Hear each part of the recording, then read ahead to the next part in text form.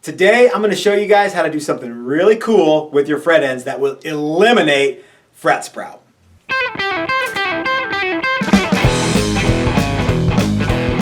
Hey everybody, this is Matt and we're at Texas Toast Guitars. Thanks for watching. Today we're going to talk about hemispherical fret ends, or as I call them, hot dog fret ends, because I'm kind of a hillbilly and I don't know how to spell hemispherical, but I have eaten a lot of hot dogs.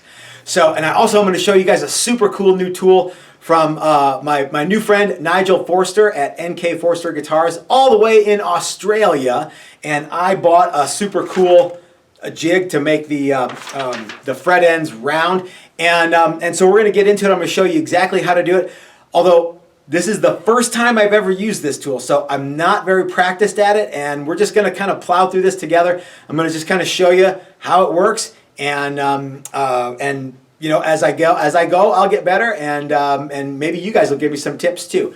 But before we do that, I want to encourage everybody to hit the like button if you like this kind of video, and if you want to see more of these kinds of videos, hit the subscribe button. I would also like to encourage people who are appreciating content like this to go over to our Patreon page and becoming a member, or you can join on YouTube for just even $1 a month. You can hit the little join button, or you can go to Patreon. And it helps us out with bringing you cool stuff like this more than you may know. However, there's no paywall to watch these videos. If you want to just watch the videos and you can't do Patreon or join YouTube, no sweat. If you really want to help the channel, like I say, share the video, like the video, stuff like that. Help us grow that way, because the algorithm on YouTube is a little tricky. So anyhow, let's jump in and do some frets, and we'll actually see you yesterday when I filmed most of this. All right, enough of the bullshit talk. Let's get down to business. So of course we're going to need some tools when we start this project, in addition to our neck. So I'm going to show you guys what we're going to work with today, and then we're just going to jump in and get started, because I fear this is going to take a little longer than even I think. All right, so I've got my neck here from Maximum Guitar Works. This is one of the very first ones for our workshops. The necks look a little different now, but this is still a good neck and we're going to use it. I've got a block with 24 holes drilled in it, and that is going to be so that each fret can have a spot to go, because we're going to cut each fret to size. I've got some fret wire that's pre-radiused. This is cryo wire from Stumac, which is what we use on almost everything. It's slightly more of a bend than the fretboard radius, okay? If you're using stainless frets, you're gonna have to go exactly the same radius. I got some flush cut nips here from Bitterroot Guitars. I've got a couple of different end nippers. This is from Summit Tools, this is from Stumac. And the reason I need those is because these fret slots are blind. That is to say, they don't come all the way through. So it's just like binding. I need to undercut the fret so that it works with this neck. I've got a fret slot cleaning tool. That's basically to come through and get any crud out of the fret slot. These look really good. I've got just a regular file, and I've got some smaller flush cut nippers in case I have any issues when I'm undercutting the frets. So we're going to cut all 22 frets, and then we're going to put them in the this little block here with all of my fret, all the locations for the frets. And then I want to show you guys a really neat tool. So, but first we have to do all the prep work. So let's do that first. All right, so we're going to cut our frets to exactly the right size, which in this case is just a tick under the width of the fretboard. So I want to make sure that both the ends of the frets are good and square. And I'm going to come over here, and if you need to kind of trim them, that's okay too. But you got to make sure you get them like exactly right, because we're not going to do any more work to these frets after this. So we're going to get them all cut to size. Then we're going to undercut the ends just enough to fit into the blind fret slots here. Okay, so that's actually pretty good. Maybe I want to take just a little bit more off one side here so that it just fits inside the width of the neck, just like that. Okay, so we're going to cut them all to size. Then we're going to take just the littlest bitty bit off the undercut off the ends of each one. See, there's like hardly any there, but just enough to fit into our fret slots. Okay.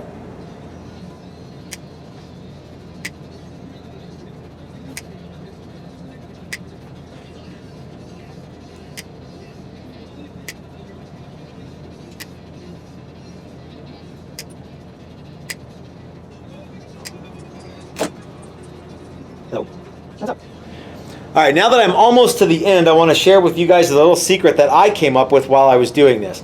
Since these fret slots are all done by Steve, they're all the same distance from the edge of the fretboard to where the slot begins.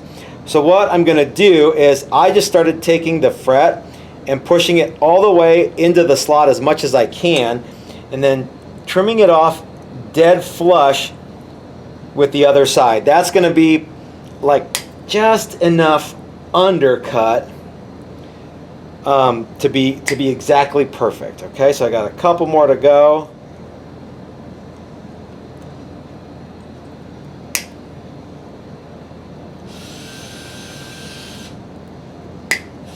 Last one.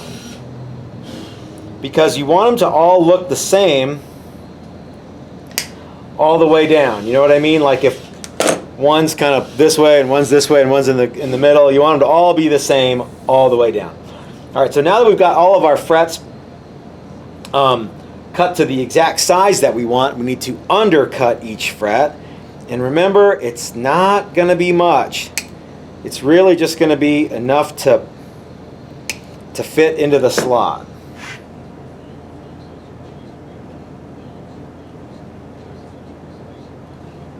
All right. Only 20 more to go.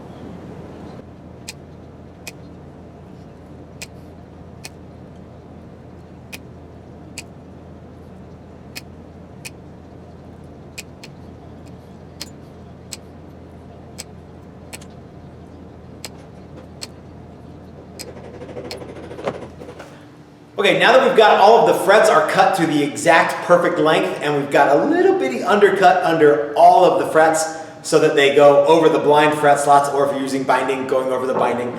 Now we're going to put the hemispherical ends on them, or as I like to call them, the hot dog ends. And in order to do that, we're going to use a super cool new tool that I got from Nigel Forster. We're going to use a super cool new tool that I got from Nigel Forster at NK Forster Guitars in Queensland, Australia. And it's this basic automatic electric file. And what it is there's a groove and your fret end goes in there and it puts a perfect little perfectly round end on the end of your fret. And it's diamond coated abrasive. So it goes really fast and it works on all frets. Let me move the camera and I'm going to show you what it looks like. Remember, we got 22 of them to do. Okay, let's jump right in and I'll show you how it works. So I've got all my frets here. They're all ready to go. I'm just going to take all of them and grind them down, grind the ends down to a nice little hemisphere on the wheel.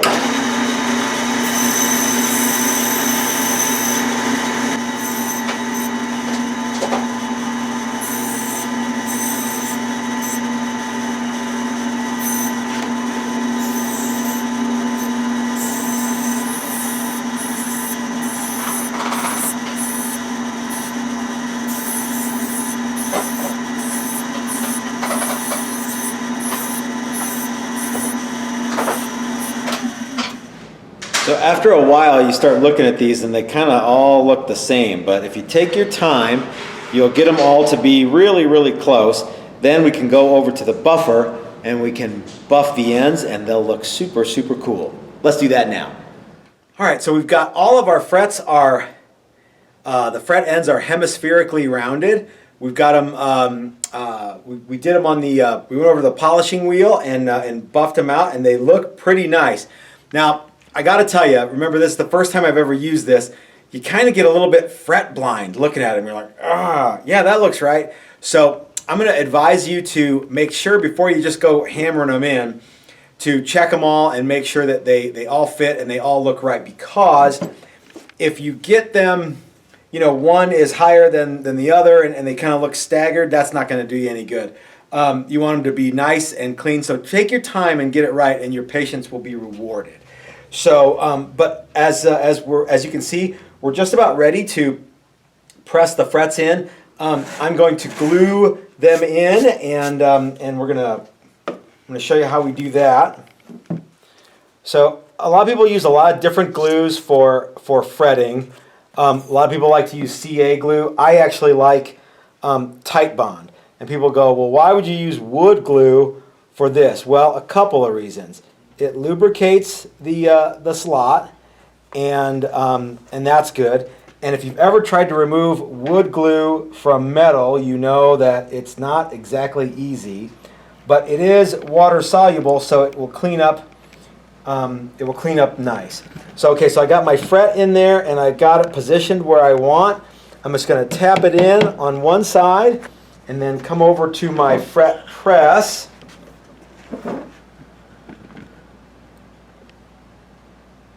And seat it that way.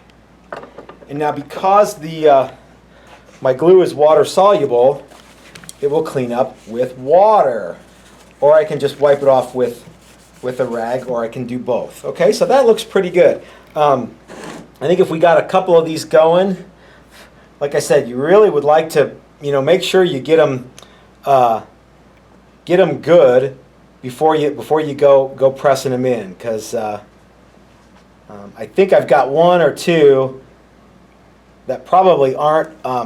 They're maybe a little too long. Okay, so whoop, get in there now, fret. This is tricky because the fret's nice and polished.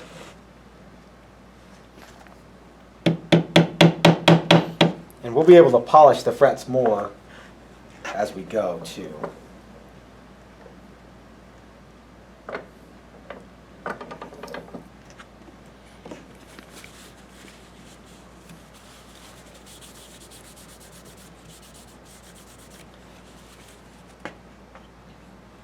Okay, I think this one is good.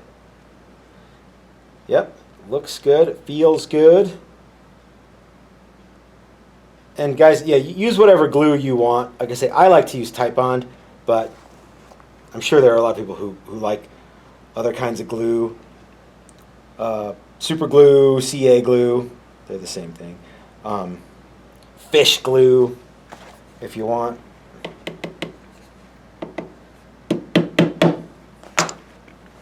Whoa.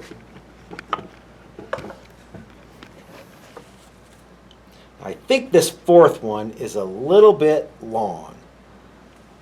No, it's okay. It's okay. But like I said, check and make sure, because now is the time to go back and fix any, if you know what I mean. Like you say, you got a little bit fret blind, and it happens too. Anytime you're doing kind of fine detail work like this, it's real easy to lose your sense of sight a little bit. Okay, that looks really good. I'm digging these hemispherical hot dog fret ends. I like to call them hot dog fret ends. I don't even know what I'm going to call this video yet, but it probably should be something having to do with hot dogs. And these blind fret slots are really neat. And because the frets are under, they're not quite as wide as the fretboard is. There's no pokey outy at all, and there will be no pokey outy because we did a lot of good work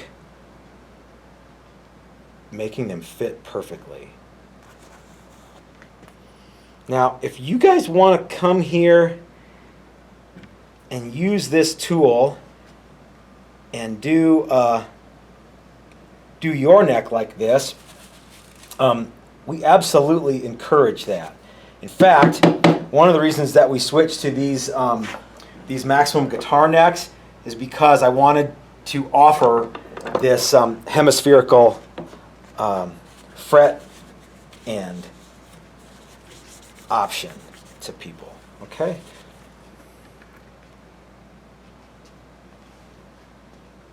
Because I think it's really neat, and people have asked me about it before, and couldn't think of a good way to do it. But having the blind fret slots in the neck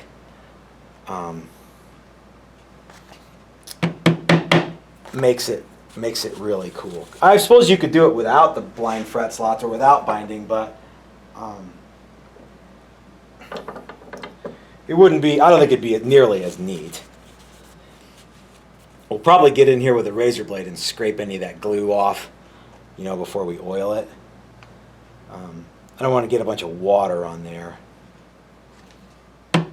Oh, and if you're going to tap them in, use the plastic face of your hammer to do that. That should go without saying, right? Let's see if we can get like 2 or 3. And then I dork one up.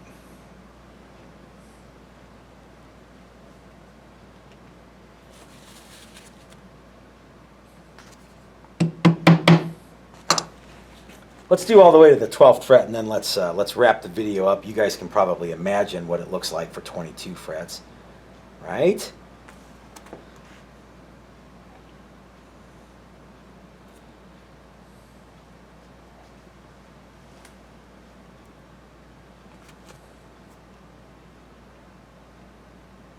Plus, it's got to be wildly boring to watch me glue frets in. Really make sure you're getting them all, you know, the same distance from the ends of the fretboard. So I sent an email to Nigel yesterday, and I got a reply back this morning because we are on totally different time zones. I wanted to read you guys some of it because the tool didn't come with any instructions.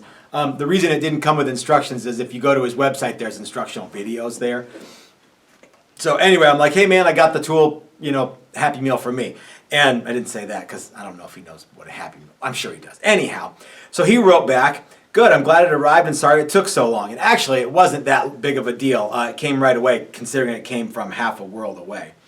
And he looks forward to seeing it on YouTube. Well, here we are. Nigel, thank you for helping us out. He said to run the drill press at around 1450 to 1500 RPM. I'm not sure where we were, but I think we're in that neighborhood. He says, getting the frets the right length will still be a pain in the tits, but at least now making them round will be so much quicker. It was kind of a pain. And then he has a link to his YouTube link, and I'll put that link in the description so you guys can watch it too if you want to see the tool in action. He says that I do all the frets on one side of the neck first, from square to round, then buffed. Then I cut them to length and do the other side round, then buff. Then I prep my neck well enough to glue the frets in 3 at a time. And he uses the Michael Bashkin method. I'm not familiar with that, but I think the idea is you get this fretboard as good as you possibly can so that you just press the frets in and have to do no leveling or very, very little leveling.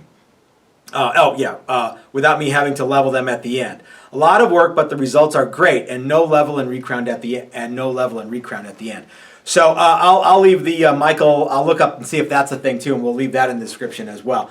But yeah, so far I'm really digging this. Now Nigel is an acoustic guitar builder, which means he is more of an artisan than I am. But he was very good to sell me one of his tools, and I did buy it, and I used Patreon money. Thanks to you guys for helping out with that. And I think that this is a super, super cool thing, and this neck feels great. I might not even put these frets in here. I don't ever play there. No, I'll probably put them in, but I'm not going to do that on the camera because I've showed you guys enough of goofing around on this neck for one video. But if you're interested in this kind of thing, like I said, give Nigel, check him out. Or if when you come to one of the workshops here at Texas Toast Guitars, feel free to ask if you can use the hemispherical fret end drill press tool, and you can get a neck that looks this good too. I would like to thank Nigel for making this tool and making it available to me. I actually found out about this from another luthier, and I would like to thank Robbie O'Brien for sharing that with me and telling me about Nigel. Link in the description below to both those guys if you guys want to check out, a couple of really excellent craftsmen. I'd also like to thank my very lovely, talented camera woman, and yeah. And I would like to thank you guys for watching. And so until next time, this is Matt at Texas Toast reminding you that if you're so smart, start your own YouTube channel. That's what I did. Thanks for watching, you guys. We'll see you next time.